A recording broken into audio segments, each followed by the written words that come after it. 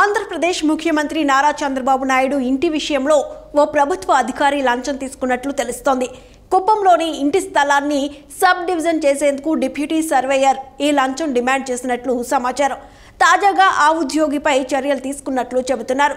చంద్రబాబు ప్రతిపక్ష నేతగా ఉన్న సమయంలో చిత్తూరు జిల్లా కుప్పంలో ఇంటి నిర్మాణానికి సిద్ధమయ్యారు.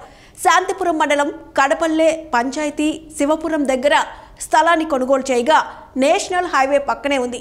చంద్రబాబు ఇంటి నిర్మాణం కోసం కొనుగోలు చేసిన స్థలం వ్యవసాయ భూమి కావడంతో గృహ నిర్మాణం చేసేందుకు కుప్పం టీడీపీ నేతలు భూ వినియోగంగా మార్చి ఈ స్థలాన్ని సబ్ డివిజన్ చేయాలని దరఖాస్తును సంబంధిత ప్రభుత్వ కార్యాలయంలో అందజేశారు. అయితే ఈ స్థలాన్ని సబ్ డివిజన్ చేసేందుకు స్థానిక డిప్యూటీ సర్వేయర్ సద్దాం హుస్సేన్ 1.80 లక్షల లంచాన్ని డిమాండ్ చేశారట.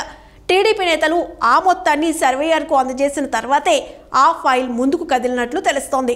ముఖ్యమంత్రి చంద్రబాబు గత నెల 25, 26వ తేదీల్లో కుప్పం పర్యటనకు వెళ్లారు.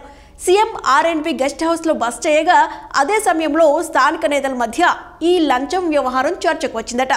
ఈ విషయం ఈ నోట ఆ నోట కలెక్టర్, జాయింట్ కలెక్టర్ దగ్గరకు చేరిందట. అప్పుడు ఆరా తీస్తే ఈ లంచం ఎపిసోడ్ బయటపడిందని చెబుతున్నారు. వెంటనే కలెక్టర్, సర్వే శాఖ ఏడీ గౌస్ భాషతో శాఖాపరమైన విచారణ చేయించడంతో లంచం తీసుకుంది నిజమేనని తేలిందట. గత నెల 27న శాంతిపురం మండలానికి చెందిన ఓ రైతు డిప్యూటీ సర్వేయర్ సద్దాం హుస్సేన్ ₹1,00,000 లంచం డిమాండ్ చేశారని ఉన్నతాధికారులకు ఫిర్యాదు చేశారట. ఈ అంశం పైన విచారణ చేసిన అధికారులు రైతు నుంచి లంచం డిమాండ్ చేసింది నిజమేనని తేల్చారట. ఈ రెండు అంశాలపై సాయంత్రానికి నివేదిక ఇవ్వాలని జాయింట్ కలెక్టర్, సర్వే ఏడీని ఆదేశించారట.